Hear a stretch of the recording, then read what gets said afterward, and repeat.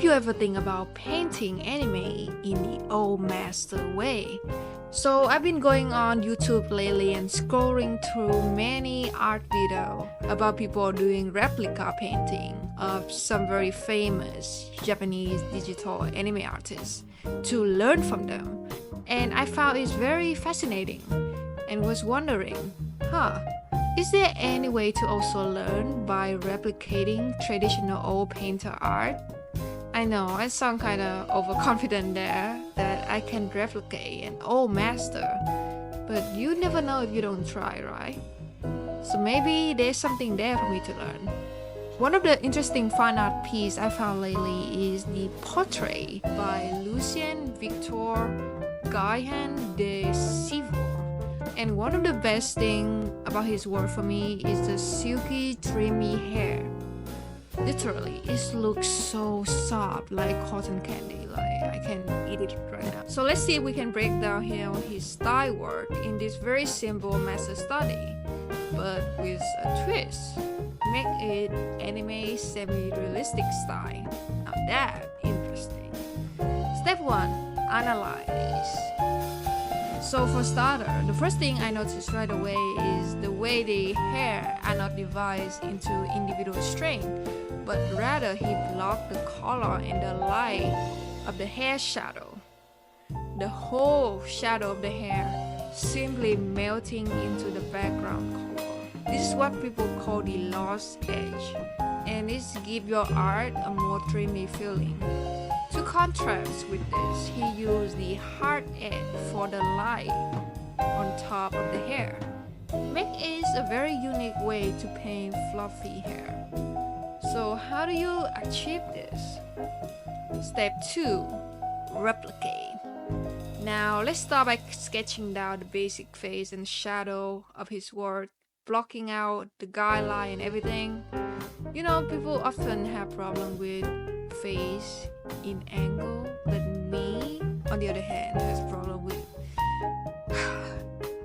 front face angle. Like I couldn't for my life draw the two eyes completely balanced, for the love of God.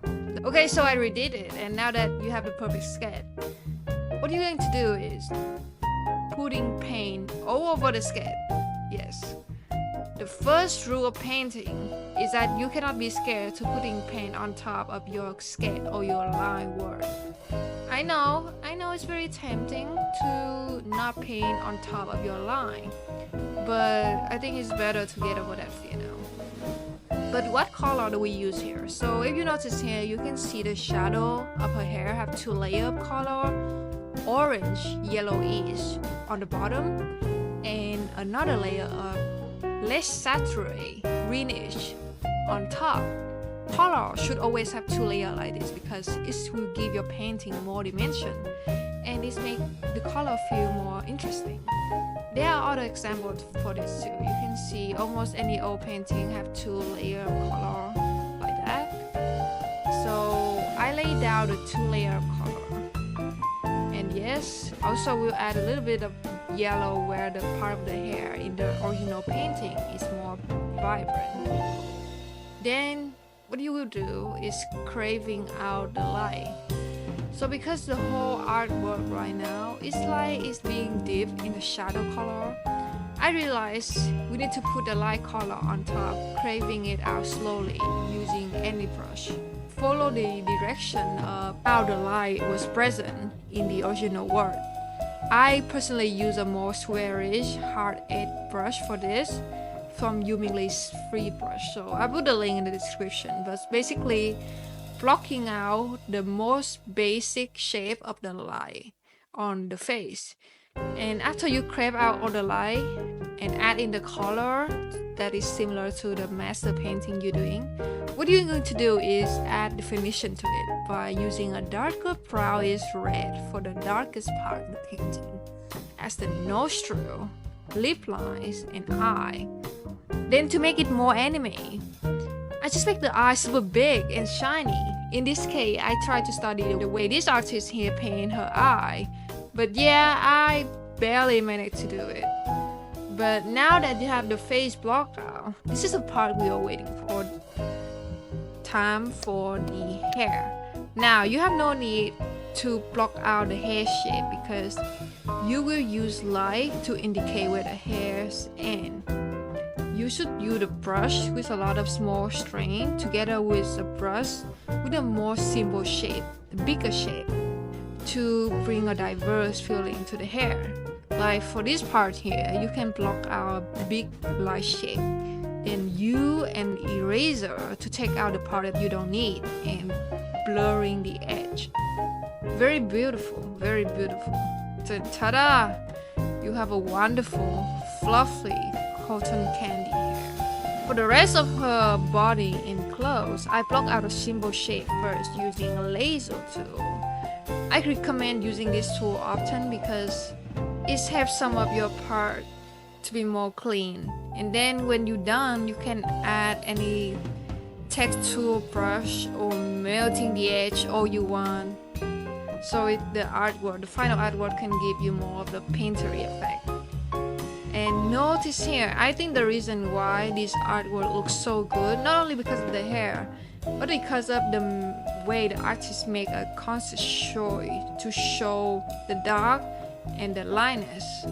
Like the artist picked this black color for the collar of the shirt and this vibrant green for the outfit, I think for a reason. So the black color of the collar make the value between light and dark more clear. Like if you put his artwork into black and white mode, you can see the black of the collar really pop up because it's make the whole painting not to have too similar of a value, you know. And for white green, it's a good choice for the shirt because you see the rest of the painting, as I mentioned earlier, has a layer of low saturated green. So this very saturated green on his shirt in the middle of the art make the whole painting and the character really pop. And lastly, for the jewelry, I use this method of using the lasso tool to put down the shadow of the jewelry, then use various shades of orange, dark green and yellow in between to make the jewelry shiny, because you know metal is a really reflective material and you can simply recreate metal by using 3 shades, but put the darkest shade in the middle. Bam, you have metal. So there you have it, a study of master painter in anime style. I learned a lot from this and even use his way of painting hair, applying it to my own painting of the night right here. You can check out my speak paint on my channel. Hope this breakdown do wonder for you and help you understand a bit of the old painter mindset when they do work. Thank you for watching.